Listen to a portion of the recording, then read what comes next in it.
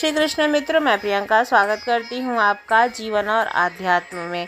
मित्रों, ये कहावत तो आपने सुनी ही होगी कि जैसा कर्म करोगे वैसा आपको फल प्राप्त होगा। लेकिन मेरा सवाल ये है कि क्या आप इस पर यकीन करते हैं कि जैसा आप कर्म करते हैं वैसा ही फल आपको मिलता है? आज इस कहानी के माध्यम से, इस साखी के माध्यम से हम आपको इसी बात से अवगत कराएंगे। चलिए तो सुनते हैं आज की साखी। बहुत समय पहले की बात है। गांव में हरीश नाम का एक किसान रहा करता था।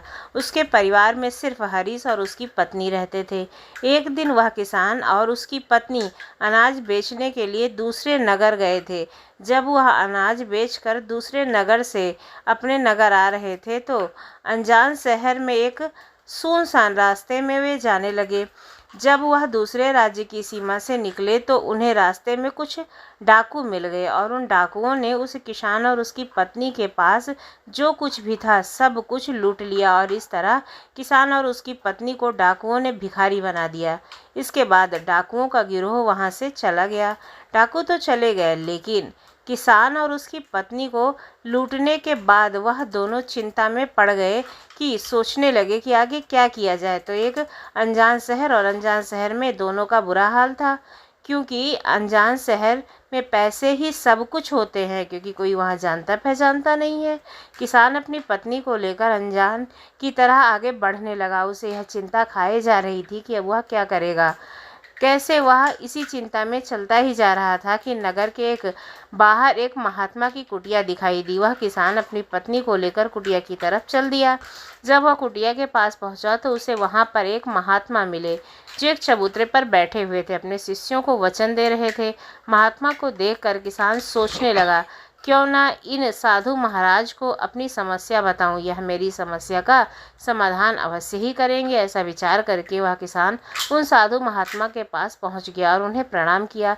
बहुत ही विनम्र स्वर से उनसे अपनी समस्या बताई और कहने लगा कि महाराज, यदि किसी तरह आप मेरी पत्नी को किसी सेठ के पास गिरवी रखा कर मुझे कुछ पैसे दिला दो तो आपकी बड़ी ही कृपा होगी।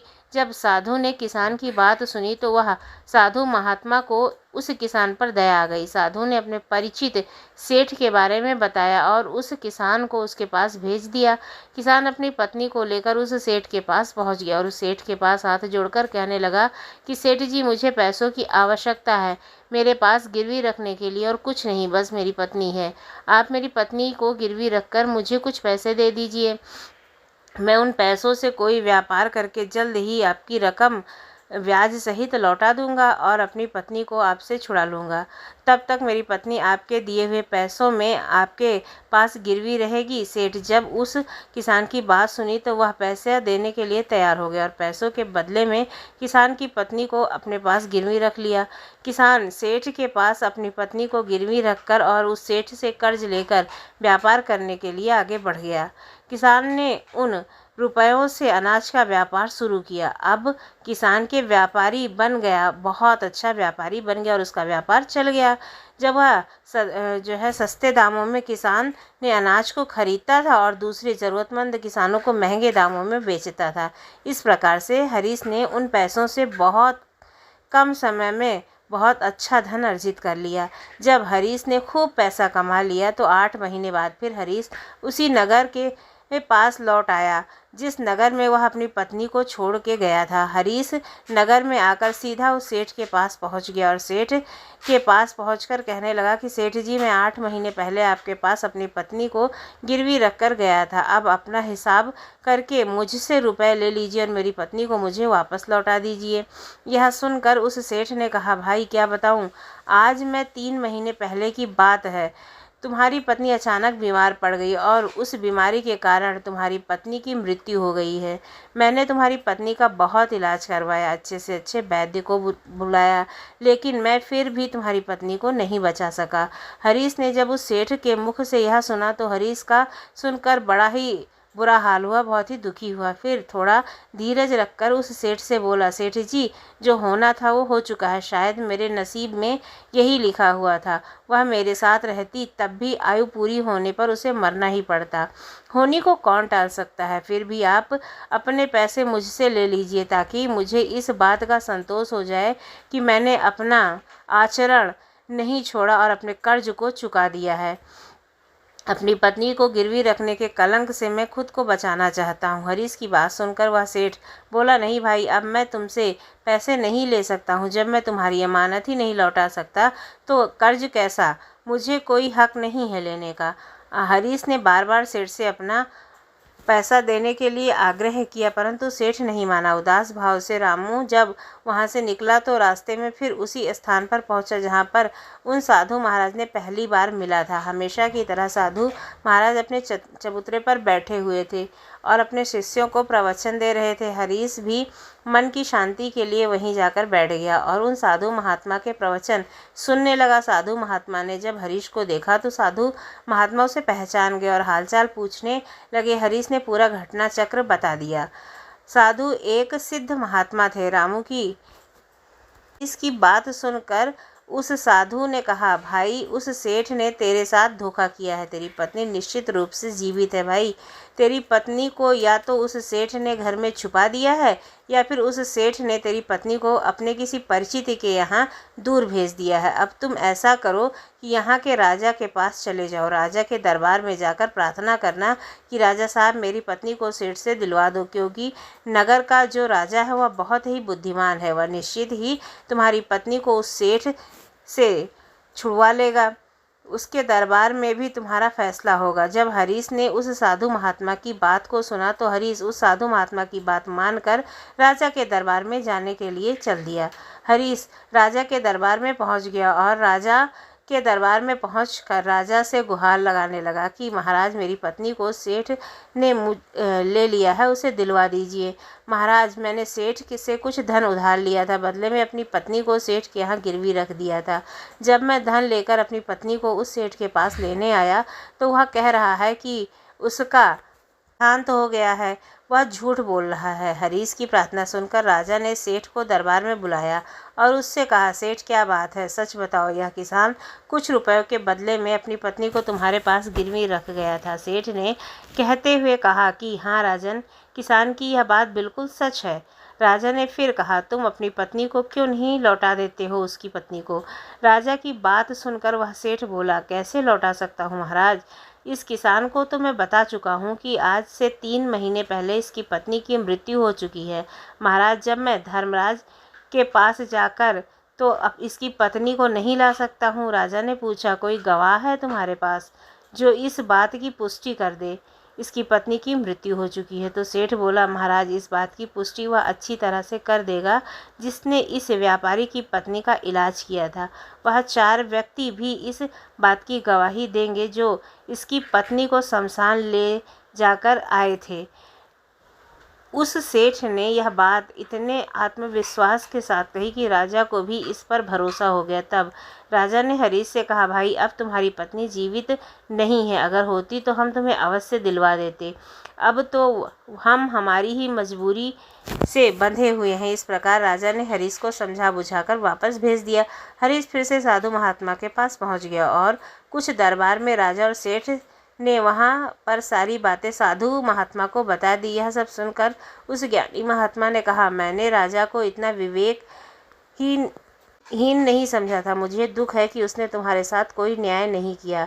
उस राजा ने सेठ की बातों पर यकीन कर लिया और तुम्हें समझा बुझाकर मेरे पास भेज दिया। अब तुम मेरी एक बात सुनो। तुम एक बार फिर से राजा के पास जाओ और उसे कहना कि सिर्फ 3 घंटे के लिए वह अपनी राजगद्दी पर मुझे बैठने का अधिकार दे दे। जब मैं राजा को बताऊंगा कि न्याय कैसे किया जाता है और न्याय किसे कहते हैं। हरीश एक बार फिर से राजा के दरबार में पहुंचा और जैसे ही उस साधु महात्मा ने कहा था उसने राजा से कह दिया। राजा ने हरीश की यह बात सुनी तो यह सुनकर राजा ने कहा, 3 घंटे के लिए राजगद्दी छोड़ने में कोई ऐतराज़ नहीं है मुझे। यदि ऐसा करने से तुम्हें न्याय मिल जाए तो मैं 3 घंटे के लिए उस साधु महात्मा के लिए अपनी राजगद्दी छोड़ दूंगा। तुम उस महात्मा को राज दरबार में ले आओ। हरीश ने जब राजा के यह वचन सुने तो हरीश साधु महात्मा के पास गया। उन साधु महात्मा को राज दरबार में ले आया। जब साधु महात्मा राज दरबार में पहुंच गए तो राजा ने अपनी राजगद्दी उन साधु महात्मा को सौंप दी। फिर राजगद्दी पर विराजमान होते ही साधु महात्मा ने सामने उस सेठ को दरबार में प्रस्तुत किया और उससे कहा, सेठ जी, आपने कहा कि इस किसान की पत्नी आपके पास नहीं है। 3 महीने पहले ही उसका स्वर्गवास हो गया है और आपका कहना है कि आपके पास इसकी पत्नी के मरने के गवाह भी मौजूद हैं। क्या मैं उन गवाहों से मिल सकता हूँ? फिर राजा बने साधु महात्मा के आदेश पर सेठ ने गवाह पेश किए। सबसे पहले साधु ने उस वैद्य को बुलाया जिसने हरीश की पत्नी का इलाज किया था। साधु ने वैद्य से पूछा, क्यों भाई, आपने ही हरीश की पत्नी का इलाज किया था? वैद्य जी बोले, जी हुजूर, मैंने ही हरीश की पत्नी का इलाज किया था। वैद्य जी बात सुनकर वह साधु बोला, आज वैद्य जी मुझे यह बताओ कि तुम हरीश की पत्नी का इलाज करने के लिए सेठ के घर जाते थे या फिर रामू की पत्नी इलाज करवाने के लिए तुम्हारे पास आती थी? साधु महात्मा की बात सुनकर वह राजा से बोला, महाराज, सेठ जी मेरे औषधालय पर स्वयं आकर दवा ले जाते थे। साधु बोला, यदि तुम विश्वास के साथ यह नहीं कह सकते हो कि यह दवा सेठ रामू की पत्नी के लिए ही ले जाता था या फिर किसी और के लिए? साधु की बात सुनकर वह वैद्य बोला, हाँ महाराज, यह बात मैं यकीन के साथ नहीं कह सकता हूँ कि सेठ जी किसके लिए दवाई ले जाते थे, लेकिन सेठ जी मुझसे दवाई ज़रूर ले जाते थे। वैद्य की बात सुनकर वह साधु बोला, इसका मतलब तो यही हुआ कि तुम मरीज को बिना देखे ही दवाइयाँ देते रहे हो। यह तो बहुत ही गंभीर है। तुम दवा के स्थान पर किसी को जहर भी दे सकते हो सकता है तुम्हारे द्वारा दिए हुए जहर से ही हरीश की पत्नी की मृत्यु हुई हो। उस साधु की यह बातें सुनकर वैद्य जी का चेहरा डर के मारे लाल पीला पड़ गया और वह भयभीत स्वर से बोला, नहीं हुजूर, ऐसा हरगिज़ नहीं हो सकता। मैं अपने किसी मरीज को दवा के बदले भला जहर क्यों दूंगा, और इस तरह से मेरी सारी मान प्रतिष्ठा भी धूल में मिल जाएगी। वैद्य की बात सुनकर वह साधु महात्मा बोला, अब तो तुम ऐसा ही कहोगे। मैं तुम्हें अपने कर्तव्य के लिए लापरवाही करने के और एक मरीज के जीवन से खिलवाड़ करने के अपराध में 50 कोड़े लगाने का आदेश देने जा रहा हूँ। इसके साथ ही तुम्हारा मुंह काला करके सारे नगर में तुम्हें घुमाया जाएगा। अब तुम सोच लो, वैद्य सच बोलेगा या फिर सैनिकों को तुम्हें गिरफ्तार करने का आदेश दूँ? यह सुनकर वैद्य का शरीर कांपने लगा और वह उस साधु के कदमों में जा गिरा और बोला, हुजूर, मुझे माफ़ कीजिए। मैं स्वीकार करता हूँ कि मैंने सेठ कि किसी मरीज का कोई इलाज नहीं किया है। सेठ ने तो मुझे पैसे दिए थे और कहा था यदि गवाही की आवश्यकता पड़े तो तुम ऐसा कहकर उनके पक्ष में गवाही देना। बस मेरा इतना ही अपराध है कि मैंने लालच में आकर सेठ का प्रस्ताव स्वीकार कर लिया। राजा बने साधु महात्मा ने कहा, वैद्य जी, कुछ भी हो, आपने अपराध तो किया है, इसलिए मैं तुम्हें झूठी गवाही के इल्ज़ाम में 100 कोड़े लगाने का आदेश देता हूँ। साधु महात्मा के आदेश पर राजा के सैनिकों ने तुरंत ही पालन किया। सैनिकों ने तत्काल ही उस वैद्य को पकड़ लिया और भरे दरबार में उसे कोड़े लगाने लगे। पहला कोड़ा लगते ही वह जोर से चीख पड़ा और कहने लगा, महाराज, मुझ पर रहम कीजिए, महाराज, मुझ पर दया कीजिए, मैं मर जाऊंगा। हर कोड़े के साथ उसके गले से करुणामयी आवाज़ें निकलने लगी थीं। उसकी चीखें राज दरबार में गूंज उठीं। वैद्य के साथ ऐसा होते हुए देखकर सेठ के गवाह के तौर पर बुलाए गए उन चारों व्यक्तियों के कलेजे दहल गए जिन्होंने हरीश की पत्नी को शमशान में ले जाकर जलाने की बात कही थी। अब बारी उन चारों गवाहों की आई। साधु महात्मा ने उनसे पूछा कि तुम लोगों का कहना है कि तुम चारों ने इस हरीश किसान की मृत पत्नी का शव ले जाकर शमशान में उसे जलाया था। मुझे यह बताओ कि अंतिम संस्कार से पहले जब मृत शरीर को स्नान कराया गया, फिर उसे कफन में लपेटकर धरती पर रखा जाता है। स्नान के दौरान क्या तुमने उस स्त्री का मृत शरीर देखा था? यह सुनकर उस सेठ के चारों गवाह कहने लगे, नहीं हुजूर, उसका मृत शरीर तो हमने देखा ही नहीं था। जब सेठ जी ने अर्थी तैयार कर ली थी उसके बाद ही हम उसे शमशान ले गए थे और उसे जलाकर आए। उन चारों गवाहों की बात सुनकर उस साधु महात्मा ने कहा कि तुमने यह जानना भी उचित नहीं समझा कि तुम उस अर्थी में कोई मृत मनुष्य ले जा रहे हो या जीवित? कहीं ऐसा तो नहीं किसी जहरीले पदार्थ से बेहोश हुए व्यक्ति को उस अर्थी पर लिटाकर तुम शमशान ले जाकर जला रहे हो? यह तो एक बहुत ही गंभीर अपराध है, तुमने इसलिए तुम्हें मृत्युदंड की सज़ा दी जाएगी। वह चारों गवाह वैद्य की पिटाई देखकर पहले ही भयभीत थे। जब उन्होंने साधु महात्मा के मुख से मृत्युदंड की बात सुनी तो यह सुनकर उन सभी के हाथ पांव मानो फूल गए थे, ठंडे पड़ गए थे।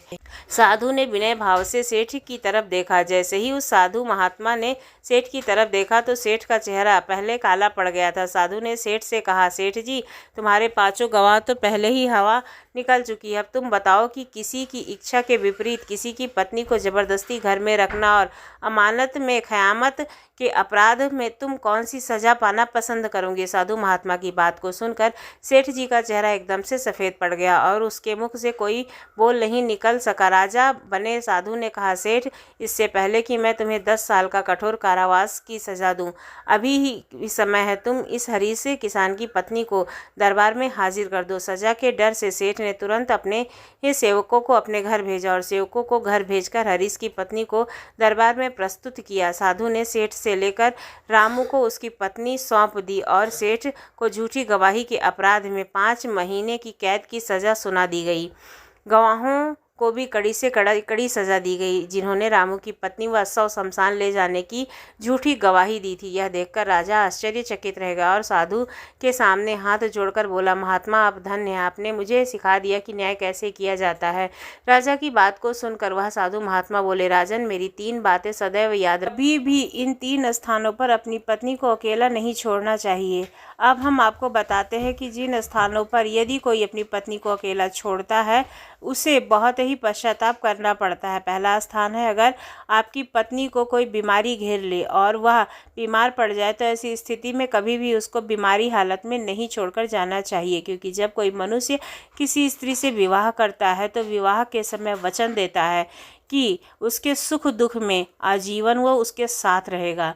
इसलिए बीमारी की हालत में उसके साथ सदैव बने रहना चाहिए और उसकी देखभाल करते रहना चाहिए। जिस तरीके से पत्नी और अपने पति की सेवा करती है, उसी तरह से पति का भी कर्तव्य बनता है कि वह अपनी पत्नी की सेवा में हमेशा तत्पर रहे। यह आपका कर्तव्य है।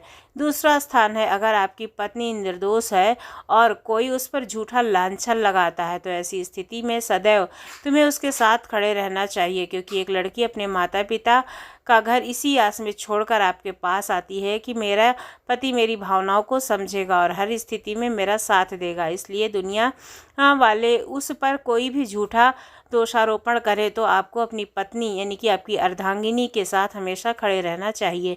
ऐसे स्थान में आपको कभी भी अकेला नहीं छोड़ना चाहिए, या कभी कोई ऐसी स्थिति आए तो उस समय तुम्हें अपनी पत्नी को बोलना चाहिए कि तुम बिल्कुल भी चिंता मत करो, मैं हमेशा तुम्हारे साथ हूँ। तीसरा स्थान, कभी भूल कर भी अपनी पत्नी को पराये पुरुषों के पास नहीं छोड़ना चाहिए।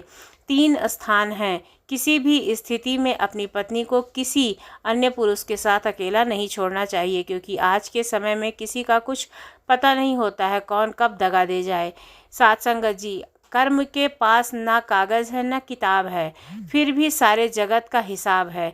यह कहा जाता है कि जो कर्म हमने पहले किए हैं उसका फल हमें आज मिलता है और जो आज करते हैं उसका फल हमें बाद में मिलता है। तो ऐसी अवस्था क्यों नहीं हुई कि हम अपने कर्म आज करें, उसका फल हमें आज मिल जाए, ताकि दुनिया में से सारे भ्रष्टाचार और जितने बुरे कर्म हैं वह सब मिट जाएं। कुछ कर्मों का फल तो तुरंत मिलता है और कुछ का कालांतर में, यानी कि समय आने पर कैसे मिलता है आइए समझते हैं। एक नगर में 2 पुरुष रहा करते थे। एक पुरुष व्यापारी था जिसके जीवन में धर्म की बहुत महत्ता थी। वह पूजा पाठ में यकीन करता था, हर रोज़ मंदिर जाता और दान धर्म भी करता और हर रोज़ भगवान की था, सबकी मदद भी करता था। वहीं दूसरा पुरुष बिल्कुल विपरीत था। वह हर रोज़ मंदिर तो जाता लेकिन पूजा करने के लिए नहीं, बल्कि मंदिर के बाहर से जूते चप्पल चुराने। उसे दान और धर्म से कोई लेना देना नहीं था। उसे ईश्वर पर विश्वास ही नहीं था। वह ऐसे ही दूसरे की चीज़ चुराकर अपना जीवन व्यतीत करता था। समय बीतता गया और एक दिन बहुत जोर की बारिश हो रही थी। इस वजह से मंदिर में पुजारी के अलावा नहीं था। यह बात जब दूसरे पुरुष को पता चली तो उसने कहा कि यह सही मौका है। मंदिर का धन चुराने का यही विचार करके वह मंदिर के अंदर चला गया। पंडित सो रहे थे। पंडित से नज़र बचाकर उसने मंदिर का सारा धन चुरा लिया और वहां से भाग गया। उसी समय धर्म कर्म में विश्वास रखने वाला व्यक्ति भी मंदिर पहुंच गया। दुर्भाग्य से मंदिर के पुजारी ने उसे चोर समझ लिया और चिल्लाने लगे। वहां लोग एकत्र हो गए और उसे बहुत मारा। किसी तरह से वह बचते बचाते वहां से निकला तो दुर्भाग्य ने उसका साथ वहाँ पर भी नहीं छोड़ा। मंदिर के बाहर एक गाड़ी से टकरा गया और वहीं घायल हो गया।